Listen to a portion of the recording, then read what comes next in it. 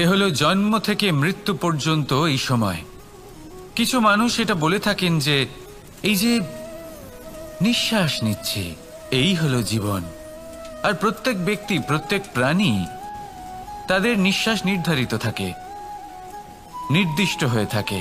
তাকে সেই নির্ধারিত নিঃশ্বাস নিতেই হয়, তারপর তিনি মৃত্যু লাভ করেন। কিন্তু এটা কি সত্যি? সত্যি কি মনুষ্য জীবন এই নিঃশ্বাসের উপর নির্ধারিত থাকে? এই নিঃশ্বাসের গণনাই কি মনুষ্য জীবনের অস্তিত্ব? কখনোই নয়। মনুষ্য জীবন শুধু কিছু নিঃশ্বাস নয় যা একদিন থেমে যাবে। মনুষ্য জীবন হলো সেই নিঃশ্বাসের মধ্যেকার সেই সময় যা দেখে অন্য কারোর নিঃশ্বাস স্তব্ধ হয়ে যেতে পারে। সেই মুহূর্ত যেখানে মানুষ আপনার মধ্যে সেই প্রেম দেখতে পারে, আপনার সাহস দেখতে পারে, আপনার শক্তি দেখতে পারে, আপনার চেষ্টা দেখতে পারে, আপনার পরিশ্রম দেখতে পারে, অন্যায় আর দুর্নীতির বিরুদ্ধে আপনার যুদ্ধ দেখতে পারে। জীবনে গুরুত্বপূর্ণ সেই মুহূর্ত, সেই সময় যেটা আপনি বেঁচে আছেন। সেই সময়ে আপনি এই সংসারের অন্য ব্যক্তিদের জীবন বাঁচার একটা দিশা দেখাতে পারেন, একটা প্রেরণা যোগাতে পারেন, শক্তি দিতে পারেন, আশা দিতে পারেন। তাই জীবনে এটাই করুন, এমন একটা জীবন যাপন করুন যা অন্যের জন্য আদর্শ হয়ে থাকে। এটাই করুন আর আমার সাথে ভালোবেসে বলুন, রাধা রাধা। আমরা সবাই নিজেকে স্বচ্ছ রাখতে চাই, শুদ্ধ রাখতে চাই, পবিত্র রাখতে চাই। আর দেখতে গেলে এটা হলো আমাদের কর্তব্যও বটে। এবার এটার জন্য আমরা কি না করি। যখনই আমরা সকালে উঠি তখন উঠেই আমরা দাঁত মাজি। দিনে যখনই আমরা সময় পাই কিছু সুগন্ধি খাদ্য খাবার চেষ্টা করি যাতে আমাদের মুখ থেকে দুর্গন্ধ না আসে, বরং সুগন্ধ আসে। এই পা দুটো আমরা শুদ্ধ রাখার জন্য, পবিত্র রাখার জন্য যখনই আমরা বাড়ির বাইরে যাই পাদুকা পায়ে দিয়ে যাই, আর যখন ফিরে আসি আমরা জল দিয়ে পা ধুয়ে নিই। মনে রাখবেন, সেই ব্যক্তির মুখ হলো সব থেকে বেশি পবিত্র যে মুখ দিয়ে ঈশ্বরের নাম নেওয়া হয়, যার বাণী হলো অত্যন্ত শুভ, যা মানুষের পথ প্রদর্শন করে, যা মানুষকে শান্তি দেয়। যদি এই হৃদয়কে আপনি পবিত্র করতে চান তাহলে মানবতাকে বুঝতে হবে, মানুষের দুঃখগুলিকে বুঝতে হবে, তবেই এই হৃদয় পবিত্র হবে। এই পা দুটো যদি আপনি পবিত্র করতে চান তাহলে কোনো তীর্থস্থানে যান। ওখানে হয়তো আপনি জানেনও না যে কতজন সৎপুরুষ, কতজন মহাপুরুষ এসেছেন। তাদের চরণের ধুলো সেখানে পড়েছে যা আপনার চরণ শুদ্ধ করে তুলতে পারে। যদি এই হাতগুলি আপনি পবিত্র করতে চান তাহলে এই হাত দিয়ে শুভ কর্ম করুন, দান করতে শিখুন। আর যদি এই আত্মা আপনি পবিত্র করতে চান, একটাই বিকল্প আছে, প্রেম, শুদ্ধ নিঃস্বার্থ প্রেম। এই প্রেম বিতরণ করতে থাকুন, আপনি শুদ্ধ থাকবেন, পবিত্র থাকবেন। আসুন আমার সাথে ভালোবেসে বলুন, রাধা রাধা। কখনো এটা ভেবে দেখেছেন কোনো বিশেষ স্থানে বা বিশেষ পরিস্থিতিতে সব থেকে বেশি গুরুত্বপূর্ণ কি হতে পারে? যদি শরীরের কথা বলি তাহলে সব থেকে বেশি গুরুত্বপূর্ণ হলো মস্তিষ্ক আর মন। যদি ব্যবসার কথা বলি তাহলে সব থেকে গুরুত্বপূর্ণ হলো ধন। রাজ্যের বিষয়ে কথা বললে সব থেকে গুরুত্বপূর্ণ হলো রাজা। আর সমাজের কথা যদি বলি তাহলে সব থেকে গুরুত্বপূর্ণ হলো আমাদের গুরু। এবার এই সব গুরুত্বপূর্ণ কারণ এদের হাতেই সব থাকে। দেখুন, হয় এরা আমাদের উত্থানের পথে নিয়ে যেতে পারে অথবা আমাদের পতনের দিকে নিয়ে যেতে পারে। এবার যদি কোনো অসামান্য রাজা হন যিনি কিনা সত্যবাদী, যিনি একজন ভালো রাজা, তাহলে তিনি সেই দেশকে, সেই রাজ্যকে বিকাশের পথে নিয়ে যাবেন, আর নয়তো অন্ধকারের পথে নিয়ে যাবেন। যদি এবার গুরুর কথা বলা হয় তাহলে জেনে রাখুন, গুরু যদি শ্রেষ্ঠ হন তাহলে সংস্কৃতির সর্বশ্রেষ্ঠ স্তরে উনি এই সমাজকে নিয়ে যাবেন। যদি গুরু পাখণ্ডী হন, লোভী হন, লালসাগ্রস্ত হন, তাহলে এই সমাজেও এই পাখণ্ডতা, এই লোভ, এই লালসাই প্রকাশিত হবে। ঠিক এইভাবেই জীবনে মানুষের জীবনে প্রেমেরও এক গুরুত্বপূর্ণ স্থান রয়েছে। যদি মানুষের মনে প্রেম থাকে তাহলে ধরে নিন সে জীবিত রয়েছে, আর যদি না থাকে তাহলে সে মৃতই প্রায়। যদি রাধা কৃষ্ণের বিষয়ে কথা বলি, বলবো কৃষ্ণের জীবনে যদি রাধা থাকে তাহলেই কৃষ্ণ হলো কৃষ্ণ, আর যদি রাধা না থাকে তাহলে কৃষ্ণ হলো যে কোনো পশুরই সমান। আসলে পশু থেকে মানুষ হওয়ার এই যে যাত্রা, এর আধার হলো প্রেম। এই প্রেমকে মনে জাগ্রত করে রাখুন আর আমার সাথে ভালোবেসে বলুন, রাধা রাধা। প্রেম, এই প্রেম আসলে কি? বেশিরভাগ মানুষই বুঝতে পারেন না, কিন্তু এটাতে তাদের কোনো দোষ নেই, কারণ তাদের কাছে প্রয়োজনীয় জ্ঞানই নেই। এবার প্রেমের বিষয়ে আজ আমি একটা ছোট্ট কথা বলতে চাই। আপনি দেখবেন কিছু মানুষ যখন কাউকে ভালোবাসেন তখন তাদের মনে হয় সেই ব্যক্তির ওপর ওনার অধিকার রয়েছে। এবার সেই অধিকারের বোধে ফেঁসে গিয়ে নিজেই ক্রুদ্ধ হয়ে বসেন যে ও আমার কথা মনে করলো না, ওর স্মৃতিতে আমার কোনো স্থান নেই, ও আমার সাথে কথাই বলতে ভুলে গেছে, ইত্যাদি ইত্যাদি অনেক কারণ হতে পারে। আমি আপনাকে একটা প্রশ্ন করি, এই যে স্মৃতিগুলি, এটাই কি ভালোবাসা? কখনোই নয়।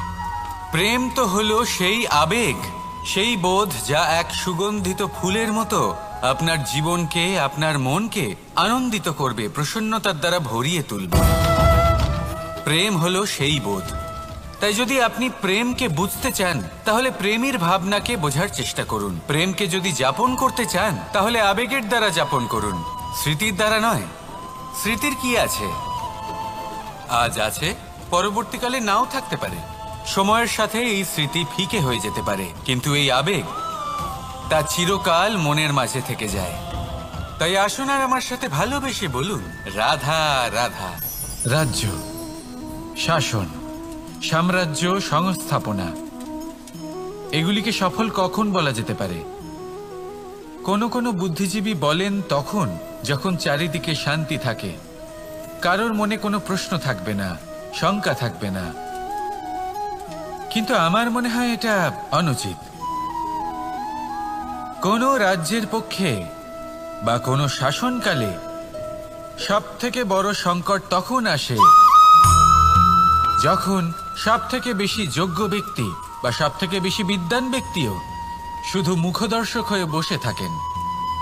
মনে প্রশ্ন আসতে থাকে কিন্তু জিজ্ঞেস করেন না, শঙ্কা উৎপন্ন হয় কিন্তু ব্যক্ত করতে পারেন না। এটা খুবই অনুচিত। এই যে প্রশ্ন, তা আসা খুব ভালো। এই প্রশ্ন অকারণে আসে না, কোনো সমস্যার কারণেই আসে। এই প্রশ্নের দ্বারা আপনি সেই সমস্যাগুলি দেখতে পাবেন যাতে আপনি এতদিন অনভিজ্ঞ ছিলেন। আর যত প্রশ্নের নিবারণ আপনি করবেন ততই আপনার রাজ্য, আপনার শাসন আরো শ্রেষ্ঠ হয়ে উঠবে। এই প্রশ্ন, এই শঙ্কা, এগুলো আপনাকে সমাধানের চূড়াতে অবশ্যই নিয়ে যাবে। সেই জন্য না প্রশ্ন করা অনুচিত, আর না শঙ্কা ব্যক্ত করা অনুচিত, আর না তিনি মূর্খ যিনি প্রশ্ন করেন, শঙ্কা ব্যক্ত করেন। তাই এনাদের কখনো দূরে করে দেবেন না, এনাদের নিজস্ব মতামত রাখতে দিন। যখন সবাই মিলে একমত হবেন তখন নিশ্চিত রূপে বলা যায় যে এই রাজ্য, এই শাসন, এই সংস্থাপনা সাফল্যের শিখরে রয়েছে। তাহলে আসুন আর আমার সাথে ভালোবেসে বলুন, রাধা রাধা। প্রকৃতি, নিয়তি কখনোই কারোর সাথে পক্ষপাত করে না, প্রত্যেককে জীবনদান দেয়, সমান সুযোগ প্রদান করে। এটা সেই ব্যক্তির উপরে নির্ভর করে যে সে কিভাবে তার থেকে লাভবান হয়ে উঠবে। তার নির্বাচনের উপর নির্ভর করে, তার দৃষ্টিভঙ্গির উপর নির্ভর করে, নির্ভর করে যে সে কতটা ধনাত্মক বা কতটা নেতিবাচক। দুই ধরনের মানুষ হন। এমন কিছু মানুষ হন যারা প্রত্যেক পরিস্থিতি, প্রত্যেক সমস্যা এবং বিপদে সুযোগ খুঁজে বের করেন। আর কিছু এমন মানুষ রয়েছেন যারা যে কোনো সুযোগে কোথাও না কোথাও থেকে একটা সমস্যা খুঁজে বের করেন। এবার আপনি কি চান? আপনি সুযোগ চান, তাহলে সুযোগ পাবেন। আপনি সমস্যা পেতে চান, সমস্যা তো আপনি চাইলেই খুঁজে পাবেন। চয়ন আপনারই যে আপনি কতটা ধনাত্মক থাকতে চান, কতটা নেতিবাচক থাকতে চান। ধনাত্মক থাকুন, জীবনে সব কিছু সম্ভব হবে। আসুন আর আমার সাথে ভালোবেসে বলুন রাধা রাধা। যখনই আমরা কথা বলি জলরাশির বিষয়ে, যখন আমরা তুলনা করি, তখন আমাদের খুব ভালো লাগে মিষ্টি সরোবর, পুকুর, নদী। আর আমরা অপেক্ষা করে থাকি সাগরের জন্য, সমুদ্রের জন্য। কেন করি? কারণ এই সাগর, এই সমুদ্র, এ হলো অত্যন্ত বিশাল আর ভয়ানক। এর জলও কিন্তু নোনতা, যা আমরা পান করতে পারি না। কখনো ভেবে দেখেছেন এই সমুদ্রের অন্তরে এই নোনতা জল, এই নোনতা ভাব, এটা আসে কোত্থেকে? এই যে সমুদ্র, যে প্রবাহমান নদীর থেকে যে খনিজ নির্গত হয়, তার ভান্ডার হলো এটা। সেই খনিজকে নিজের অন্তরে গ্রহণ করে, সেই নোনতা ভাব নিজের মধ্যে সমাহিত করে, আর তারপর সেই নোনতা জল বাষ্পে পরিণত হয়ে ওপরে উঠে যায়, যা মেঘ হয়ে আপনার ওপর মিষ্টি বৃষ্টি হয়ে ঝরে পড়ে। এ হলো সমুদ্রের ত্যাগ, যার জন্য আপনি মিষ্টি জল পান করতে পারছেন, সে নদী থেকেই হোক বা সরোবর থেকে। সেই জন্যই হয়তো সাগর হলো এত মহান, হয়তো সেই জন্যই রত্ন সাগরে পাওয়া যায়। তাই মনে রাখবেন, ক্ষমতা তারই হয় যে ত্যাগ করতে জানে, কোনো বিষকে নিজের মধ্যে ধারণ করে নিতে জানে।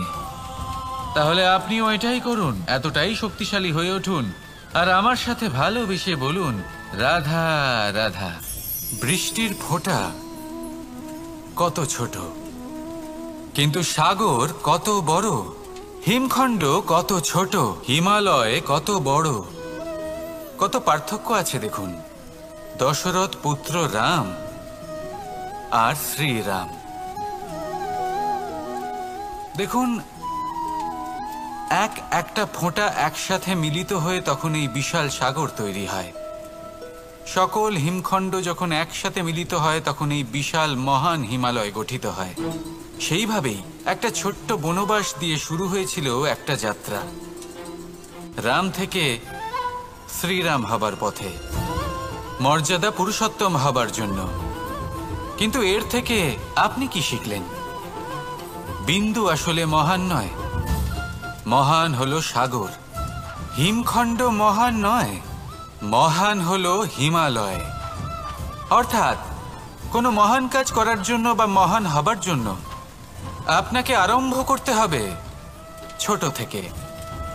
একটা অত্যন্ত সরল কিন্তু একটা গুরুত্বপূর্ণ কথা আমি আপনাকে বলতে চাই। দেখুন, আরম্ভ করার জন্য প্রথমেই আপনার মহান হবার কোনো প্রয়োজন নেই, কিন্তু হ্যাঁ, মহান হবার জন্য প্রথমে আরম্ভ করা অত্যন্ত প্রয়োজনীয়। আপনি যদি শুরুই না করেন তাহলে কখনো মহান হতেই পারবেন না। প্রকৃত নিষ্ঠা দ্বারা আরম্ভ করুন। আপনার পদক্ষেপ, আপনার কর্ম যতই ক্ষুদ্র হোক না কেন, তা করতে থাকুন, নিরন্তর চেষ্টা করতে থাকুন। তারপর দেখবেন এই যে মহানুভবতা নিজে পথ চলে আপনার কাছে আসবে। তাই আপনি এটাই করুন আর আমার সাথে ভালোবেসে বলুন রাধা রাধা। কোনো প্রাণী, মানুষ অত্যন্ত চঞ্চল হয়, একদম জলের মতো। জলও অত্যন্ত চঞ্চল, অত্যন্ত উৎসুক।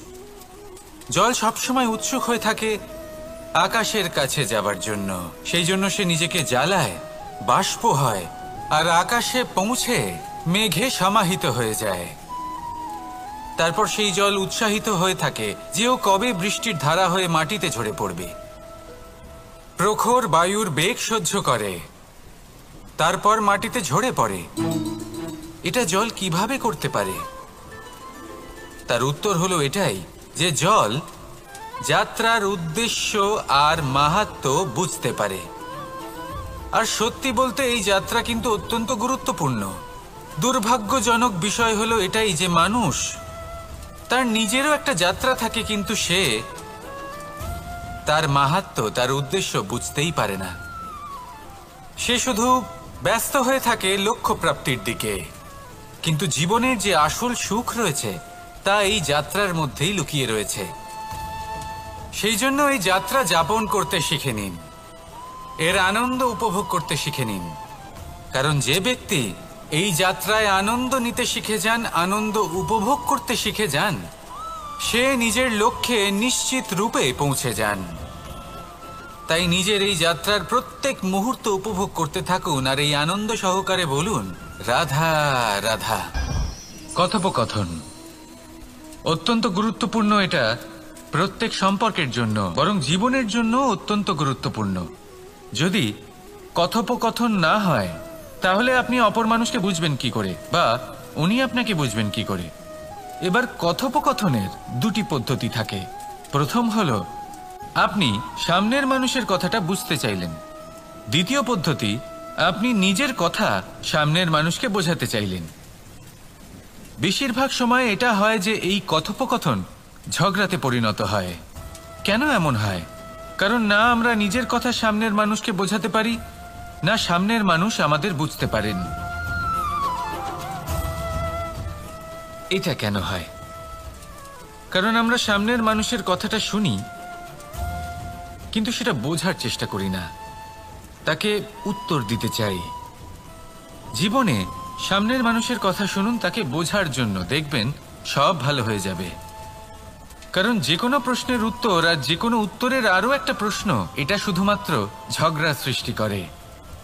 বরং সামনের মানুষের কথা শুনবেন শুধু তাকে বোঝার জন্য, তার কথা বোঝার জন্য। এই কথোপকথন প্রেমকে জন্ম দিয়ে থাকে। তাহলে আপনিও এটাই করুন আর আমার সাথে ভালোবেসে বলুন, রাধা রাধা। অমৃত আসলে কি? আমরা সবাই জীবনে অমৃত লাভ করতে চাই, কিন্তু এই অমৃত আসলে কি? এ কি অমরত্ব লাভ করার কোনো মন্ত্র, নাকি সামনে এগোনোর কোনো পথ? নাকি অমৃত সেই রস যা অসুর আর দেবতারা সমুদ্র মন্থন করে লাভ করেছিলেন? নাকি সেই ওষুধ যা ঋষি মুনিরা ভ্রমণ করে খুঁজে বের করেছিলেন? অমৃত যদি কিছু হয় তাহলে তা হলো আশা। কখনো কোনো মাতাকে দেখুন, উনি নিজের সন্তানকে কত আগলে রাখেন, তার যত্ন নেন, তার পালন পোষণ করেন, এই আশা নিয়ে যে পরবর্তী জীবনে এই সন্তান খুব বড় কিছু করবে, ওনাদের খুব ভালোবাসবে। এবার আগামী দিনে কি হতে চলেছে তা আমরা জানি না, পর মুহূর্তে কি হতে চলেছে তা আমরা জানি না, আগামী মুহূর্তে আপনি জীবিত থাকবেন কিনা সেটাও আমরা জানি না। কিন্তু আমরা অনেক বছরের পরিকল্পনা বানিয়ে ফেলি, সেটা অবশ্য মন্দ নয়। দেখুন, জীবন যাপন করার এই আশা, এটাই ভবিষ্যতের আধার হতে পারে। তাই এই আশা হলো গুরুত্বপূর্ণ, তাই একে নিজের সাথেই রাখুন।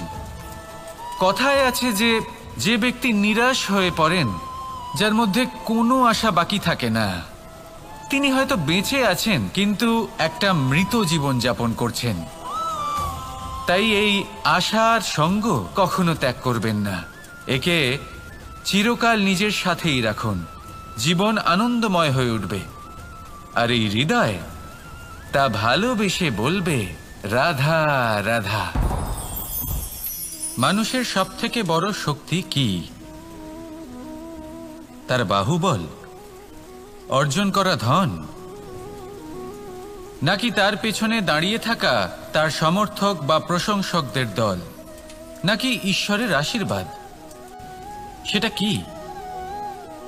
মানুষের সবথেকে বড় শক্তি হলো একটাই, আর তা সকলের মধ্যে আছে, আর তা হলো তার নিজের অস্তিত্ব, যা অন্য কারোর মধ্যে নেই।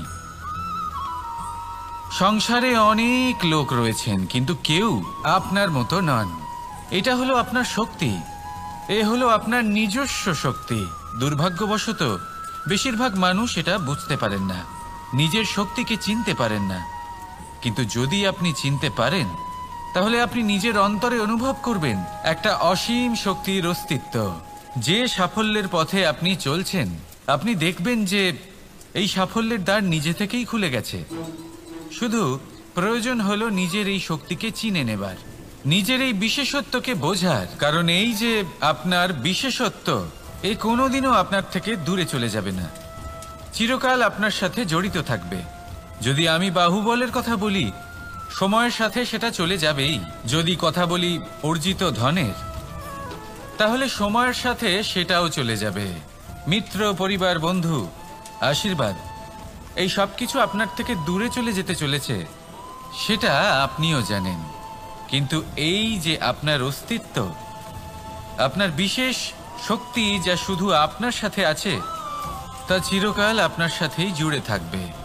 দরকার হলো শুধুমাত্র এটা চিনে নেওয়ার, নিজের উপর বিশ্বাস রাখার আর জীবনে এগিয়ে চলার। আপনি যদি এটা করেন, তাহলে সবাই এটা দেখে আপনার থেকে শিক্ষা নেবেন। তাহলে এটাই করুন আর আমার সাথে ভালোবেসে বলুন, রাধা রাধা। জীবনে অনেক সময় আমরা সমস্যার জালে এমন ভাবে জড়িয়ে পড়ি যে আমরা বুঝতেই পারি না যে আমাদের কি করা উচিত, কার সাহায্য চাইবো, কার সাথে দেখা করব, বুঝতেই পারি না। অনেক সময় এমন হয় যে সমস্যা আমাদের থেকে শুরু হয় না, অন্য কারোর থেকে শুরু হয়। অনেক সময় এই সময় এমন খেলা খেলে যে আপনি সেই সমস্যায় ফেঁসে যান। কিন্তু সমস্যা যেখান থেকেই শুরু হোক না কেন, সেই সমস্যার সমাধান আপনাকে করতেই হবে। অনেক সময় মানুষ এমন বলেন, আমার অতীত এত বাজে, সেটা শুধরে কি হবে। এই ভুলটাই তারা করে বসেন। দেখুন, আগে যা হয়ে গেছে, যা শুধুই অতীত, যা সত্য তা কখনো বদলানো যাবে না। কিন্তু এটাও সত্যি যে এখন থেকে সামনের যে পথ, সেটাও আপনার হাতে রয়েছে। আপনি একে ভালোও বানাতে পারেন, খারাপও বানাতে পারেন। তাই আপনার এটা শুধরে নেওয়াই উচিত। কারণ মানুষ আসলে তার নিজের অতীতকে নয়, তার বর্তমানকে প্রভাবিত করতে পারে। এই বর্তমানই পরবর্তীকালে অতীত হবে, যা আপনি শুধরে নিতে পারেন। তাই আপনি সেই চেষ্টাই করুন, নিরন্তর চেষ্টা করুন। ধনাত্মক দৃষ্টিভঙ্গি নিয়ে নিজের বুদ্ধি প্রয়োগ করুন, সাহসের সদ্ব্যবহার করুন, যাতে আপনার আগামী সময় আপনি আরো ভালো করে তুলতে পারেন। আপনার সমাপ্তি আর সমাপ্তির পথে এই যাত্রা, তাকে আপনি সুখময় করে তুলতে পারেন। তাহলে এটাই করুন আর আমার সাথে ভালোবেসে বলুন, রাধা রাধা। আমাদের এই বর্তমান আর ভবিষ্যৎকে সুন্দর করার উপায় কি? কেউ বলবেন, আজ নিরন্তর পরিশ্রম করতে থাকো, কর্ম এবং চেষ্টা করতে থাকো। তার থেকেও বেশি গুরুত্বপূর্ণ কিছু আছে, বিগত অতীতের সাথে শান্তি স্থাপনা করা। কারণ অনেক সময় আপনার এই অতীত আপনাকে সামনে অগ্রসর হতেই দেয় না। আর অতীতের এই বিতৃষ্ণা যদি আপনি ভুলতে না পারেন, তাহলে বর্তমানের এই মিষ্টি সুখ আপনি কিভাবে উপভোগ করবেন, ভবিষ্যৎকে কিভাবে সুন্দর বানাবেন? তাই এই অতীতকে ভুলে যান, এর থেকে যা শিক্ষা প্রাপ্ত করার করে নিন, আর বর্তমান এবং ভবিষ্যৎকে আরো সুন্দর করে তুলুন। আর আমার সাথে ভালোবেসে বলুন, রাধা রাধা। কথায় আছে যে নিজে করে দেখো, নিজে অভিজ্ঞতা প্রাপ্ত করো, নিজে শেখো, নিজে জানো। এতে কোনো কিছুই অনুচিত নেই। দেখুন, এমন নতুন কিছু করা যা আজ পর্যন্ত কখনো কেউ করেননি, তার থেকে যে অভিজ্ঞতা আসবে তা না শুধু আপনার জন্য বরং সবার জন্য লাভদায়ক হবে। যারা আপনাকে দেখে শিখছেন তাদেরও এতে লাভই হবে। কিন্তু সমস্যা কোথায় উৎপন্ন হয় সেটা আমি আপনাকে বলি। আমাদের জীবনকাল এতটাও বড় নয় যে প্রত্যেক কাজ করে আমরা অভিজ্ঞতা দ্বারা কিছু শিখতে পারবো। এবার ধরুন, এই যে আগুন গরম হয়, এটা জানার জন্য সংসারের প্রত্যেক মানুষকে আগুনে হাত দেওয়ার কোনো প্রয়োজন নেই। সংসারে অনেক লোক রয়েছেন, অনেক মহাপুরুষ ছিলেন, বিদ্বান লোক ছিলেন, বুদ্ধিমান লোক ছিলেন, যাদের অভিজ্ঞতা দ্বারা আমরাও শিখতে পারি। ওনাদের জীবনকে দেখে আমরাও অভিজ্ঞতা লাভ করতে পারি। যদি এটা করেন তাহলে জীবন আরো কিছুটা সরল হয়ে যাবে। নয়তো আমাদের কাছে তো বিকল্প রয়েছেই। আগুনে হাত দিয়ে দেখুন, সমুদ্রে ঝাঁপ দিয়ে দেখে নিন, অনেক বিকল্প রয়েছে। সিদ্ধান্ত আপনারই। তাই সঠিক সিদ্ধান্ত নিন আর আমার সাথে ভালোবেসে বলুন, রাধা রাধা। জীবনে যখনই আমাদের সামনে কোনো সংকট আসে, তখন আমাদের সামনে দুটো পথ খোলা থাকে। প্রথম পথ ভয়ভীত হয়ে যাওয়া, দ্বিতীয় পথ সাহসের সাথে তার সম্মুখীন হওয়া। এই দুইয়ের উদ্দেশ্য সমান, লক্ষ্য হলো সমান, আত্মসুরক্ষা, জীবন রক্ষা। কিন্তু ভয়কে দুর্বল মনে করা হয় আর সাহসকে আপনার বল বলে মনে করা হয়। কারণ হলো এটাই যে ভয় তা হলো শুধুমাত্র একটা প্রতিক্রিয়া, আর সেইখানে সাহস এটা হলো একটা নিশ্চয়, একটা প্রতিবদ্ধতা। আর যদি সাহসের সাথে আপনি সংকটের সম্মুখীন হন, তাহলে হয়তো সেই সংকট আপনি চিরকালের মতো দমন করতে পারবেন। কারণ বিপদ যখন আসে তখন সর্বপ্রথম আমাদের দ্বন্দ্ব হয় এখানে, মনে। সেই বিপদের সম্মুখীন আমরা এখানে হই।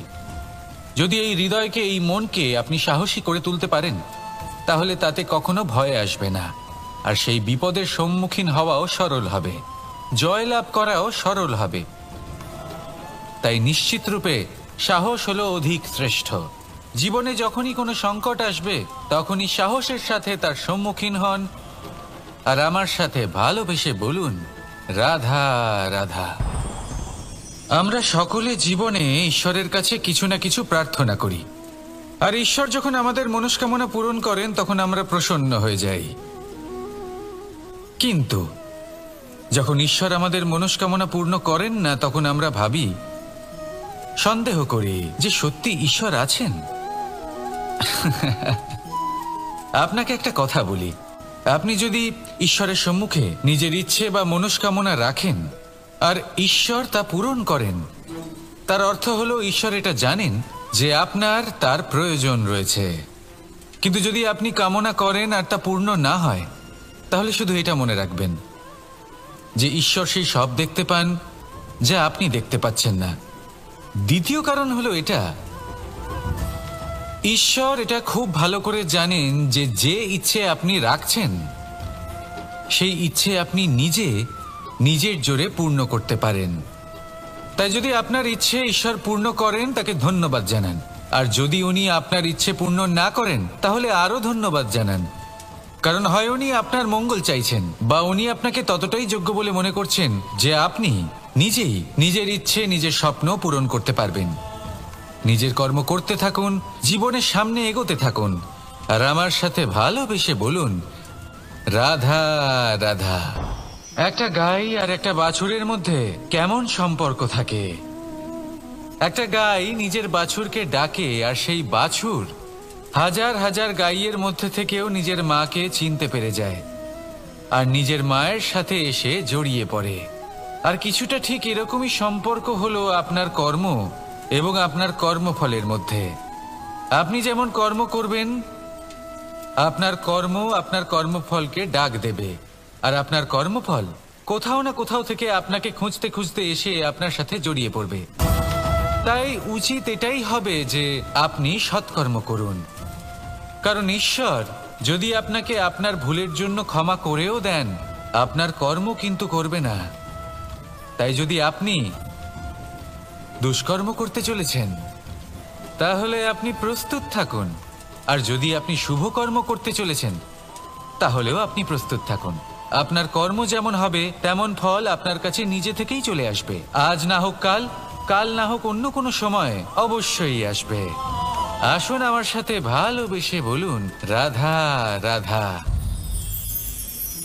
আম এবং নিম, এই দুই যে যার স্থানে অত্যন্ত বিশেষ, অত্যন্ত শ্রেষ্ঠ। আম আমাদের শক্তি বাড়ায়, আর অন্যদিকে নিম রোগের সাথে লড়াই করার আমাদের ক্ষমতা বাড়ায়। এবার আম অত্যন্ত মিষ্টি হয়, আর নিম অত্যন্ত তিক্ত। তাই এই কারণে কি নিমের নিরাশ হওয়া উচিত বা নিজেকে ঘৃণা করা উচিত? তার স্বাদ তিক্ত? কখনোই নয়। দেখুন, নিম তিক্ত, এতে নিমের কোনো দোষ নেই। দোষ হলো জিহ্বার, যে মিষ্টি পছন্দ করে, তিক্ত পছন্দ করে না। কিন্তু যদি আপনি নিজের জীবনে নিমের প্রয়োগ না করেন, তাহলে আপনার রোগ প্রতিরোধ ক্ষমতা বাড়বেই না। তাই নিম হলো অত্যন্ত গুরুত্বপূর্ণ। এর থেকে আপনি কি শিক্ষা পেলেন? এটাই যে জীবনে কখনো অন্য কারোর মাপকাঠি দ্বারা নিজেকে পরখ করবেন না। আপনার যোগ্যতা, আপনার বিশেষত্ব, আপনার গুণ, অপগুণ, এই সব কিছু আপনি নিজে বুঝে নিন, সেটাই যথেষ্ট। আসুন আর আমার সাথে ভালোবেসে বলুন, রাধা রাধা। আপনি কি কখনো কুয়ো থেকে কাউকে জল বের করতে দেখেছেন? একটা পাত্রকে দড়ি দিয়ে বাঁধা হয়, তারপর তাকে কুয়োতে ফেলা হয়, টেনে তুলতে হয়, তবেই জল পাওয়া যায়। খুব সহজ ব্যাপার। কিন্তু কখনো এটা ভেবে দেখুন, কুয়োতে পাত্র ফেলার পরে যদি পাত্র সোজা হয়ে থাকে তাহলে তা জলে প্রবেশ করতেই পারবে না। না জল সেই পাত্রে প্রবেশ করতে পারবে, সেই পাত্রকে নত হতে হবে, তবেই জল সেই পাত্রে প্রবেশ করবে, তবেই টেনে আনলে সেই জল আপনার তৃষ্ণা নিবারণ করবে। আর এর মধ্যে জীবনের একটা মূল্যবান শিক্ষা লুকিয়ে রয়েছে, এমন এক শিক্ষা যা সংসারের প্রত্যেক মানুষের জন্য গুরুত্বপূর্ণ। আর সেই শিক্ষার নাম হলো বিনম্রতা। সংসারে প্রত্যেক মানুষের বিনম্র হওয়া উচিত। আপনি নিজেকে বিনম্র করে তুলুন, আপনি বড়দের আশীর্বাদ লাভ করবেন, সাফল্যের মুখও দেখতে পাবেন। আপনি যদি বিনম্র না হন তাহলে কিছুই টিকবে না। সেই জন্য বিনম্র থাকুন আর আমার সাথে ভালোবেসে বলুন রাধা রাধা।